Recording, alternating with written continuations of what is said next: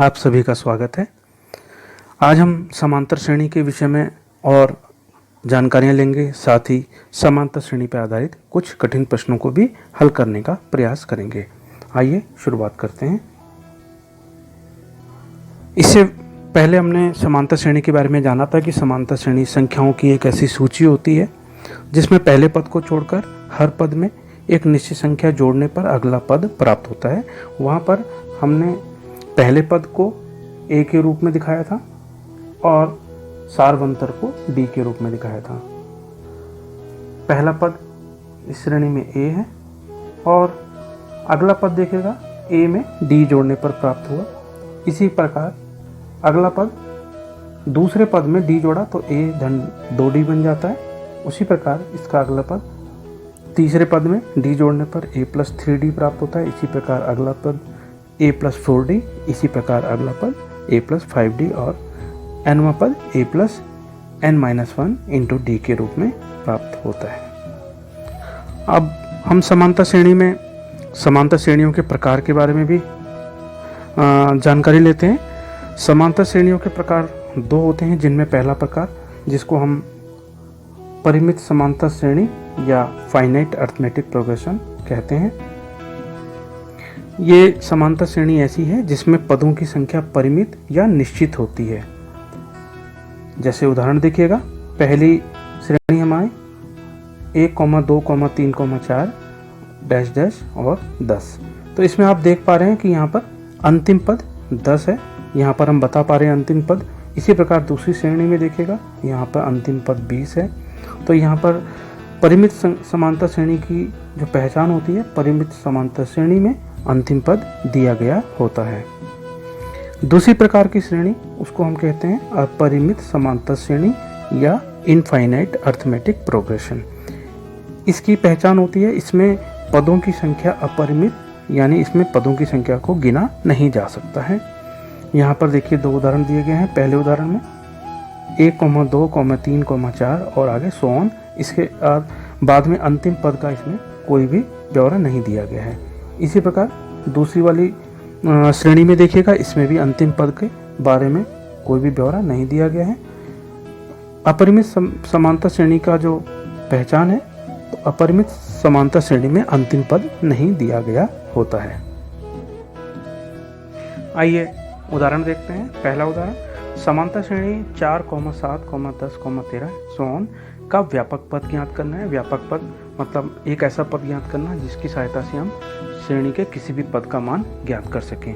तो आइए शुरुआत करते हैं। चूंकि श्रेणी में पहला पद 4 दिया गया है, तो a बराबर 4 और d के लिए हमने क्या किया, दूसरे पद में से पहले पद को घटाया। तो देखिएगा 7 में से 4 घटाया तो हमको प्राप्त होता है 3। nवें पद के सूत्र में दी गई मानों को हम रखते हैं। तो देखिएगा a की जगह पर 4 और d की जगह पर 3, और इसको हल करने पर हमें प्राप्त होता है an = 3n + 1। और हमें जो इस श्रेणी का जो व्यापक पद प्राप्त होगा वो है an = 3n + 1। दूसरा उदाहरण देखते हैं। समांतर श्रेणी दी गई है 30, 35, 25 एंड सो ऑन का पहला ऋणात्मक पद प्राप्त कीजिए। ये प्रश्न बोर्ड परीक्षाओं में अक्सर आया करता है, तो इस प्रश्न को आइए ध्यान से देखते हैं। यहाँ पर पहला पद 35 यानी a का मान 35। d का मान निकालने के लिए दूसरे पद में से यानी 30 में से पहला पद यानी 35 को हम घटा लेते हैं और हमको प्राप्त होता है -5। और nवें पद के सूत्र में हम जो मान हमको प्राप्त हुए हैं उनको रखते हैं। nवें पद का सूत्र ये है, इसमें दिए गए मानों को रखते हैं। तो देखिएगा a की जगह पे 35 और d की जगह -5, और इसको प्राप्त करने पे हमको प्राप्त होता है 40 - 5n।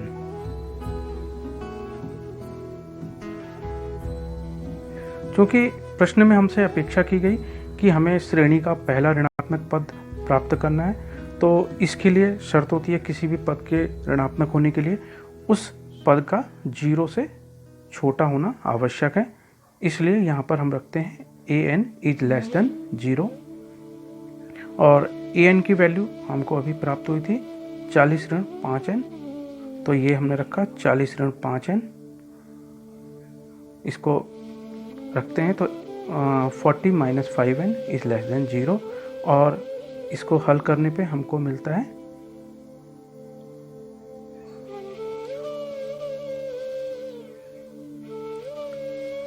n is greater than 8 या n का मान 8 से बड़ा होना चाहिए।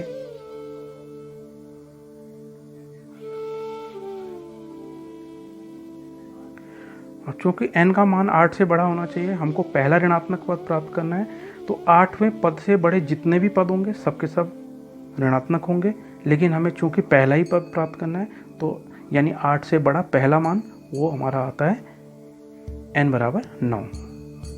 तो हम यहाँ पर 9वें पद का मान ज्ञात करेंगे, तो 9वें पद का मान a9 = a + 8d और यहाँ पर हम जो वैल्यूज हैं इनको रखते हैं a बराबर 35 और d बराबर -5 और हमको उत्तर प्राप्त होता है -5। इस प्रकार हम श्रेणी का पहला ऋणात्मक पद प्राप्त करते हैं, तो यह है a9 = -5। एक उदाहरण और, इसमें समांतर श्रेणी दी गई है √12, √27, √48 एंड सो ऑन का अगला पद प्राप्त कीजिए। यहाँ पर हमको जो दिया गया है श्रेणी में, श्रेणी दी गई है, इन पदों को हम थोड़ा सरल रूप में लिखने का प्रयास करते हैं। तो देखिएगा 12 था, इसको हमने √4 × 3 के रूप में लिखा, √27 को √9 × 3 के रूप में, √48 को √16 × 3 के रूप में। और जब हम इनको हल करते हैं तो देखिए हमको प्राप्त होता है, इसकी जगह पर √4 × 3 की जगह पर इसको हल करने पे √2 प्राप्त होगा। इसी प्रकार 3 √3, इसी प्रकार 4 √3 प्राप्त होता है। अब इस श्रेणी में हम देखते हैं पहला पद 2 √3 है, तो a का मान 2 √3 और हमें d का मान प्राप्त करना है। तो d का मान प्राप्त करने के लिए हम दूसरा पद यानी 3 √3 में से पहला पद 2 √3 घटाते हैं। तो देखिएगा 3 √3 में से 2 √3 घटाया तो हमको प्राप्त होता है √3। इस प्रकार हमको a और d के मान प्राप्त होते हैं। अब इन a और d के मानों को हमें चूंकि अगला पद प्राप्त करना है, चूंकि श्रेणी के हमको 3 पद प्राप्त थे, तो हम चौथे पद का मान ज्ञात करते हैं। तो यहाँ पर हमने a का मान 2 √3 और n यानी हमें 3 पद प्राप्त थे, चौथा पद तो n की जगह पे 4 आता है और d की जगह पे √3 आ जाता है। और इसको हम जब हल करते हैं तो हमको प्राप्त होता है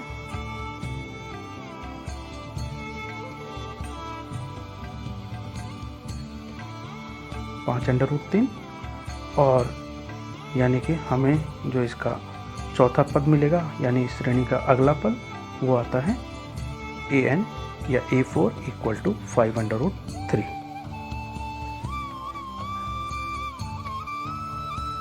एक उदाहरण और, इसमें समांतर श्रेणी दी गई है 8, 13, बीच में खाली स्थान दिया गया है और अंतिम पद यहाँ पर दिया गया है 253। इस श्रेणी में अंतिम से 20वां पद ज्ञात करना है। इस प्रकार का प्रश्न बोर्ड में अक्सर पूछा गया है। तो देखिएगा इस प्रश्न को हम कैसे हल करते हैं। इसको वैसे करने के 2 तरीके हैं, तो इसमें हम जो शॉर्ट मेथड है उस मेथड से इस प्रश्न को हल करने का प्रयास करेंगे। यहाँ पर चूंकि हमको श्रेणी का पहला पद दिया गया है 8 और एल, यहाँ पर एक जो नई चीज़ है यहाँ पे एल यानी अंतिम पद, इसको हमने एल के रूप में दिखाया, तो ये 253। और चूंकि हमें यहाँ पे कहा गया 20वां पद अंतिम से प्राप्त करना है, तो यहाँ पे n का मान 20 आ जाएगा और d का मान जैसे हम पहले भी ज्ञात करते रहे, हमने क्या किया, दूसरे पद में से पहला पद यानी 13 में से 8 घटाते हैं तो हमको प्राप्त होता है -5। हम अंतिम से nवां पद प्राप्त करने के लिए ये वाला सूत्र प्रयोग करेंगे, an = l - n-1 × d। अब इस सूत्र में हम दिए गए मानों को रखते हैं। l का मान 253, n का मान 20 और d का मान 5। और जब हम इसे हल करेंगे तो हमको प्राप्त होता है an = 158। क्योंकि हमें अंतिम से 20वां पद कहा था, तो हमारा जो वांछित पद है वो 158 प्राप्त हो जाता है। धन्यवाद।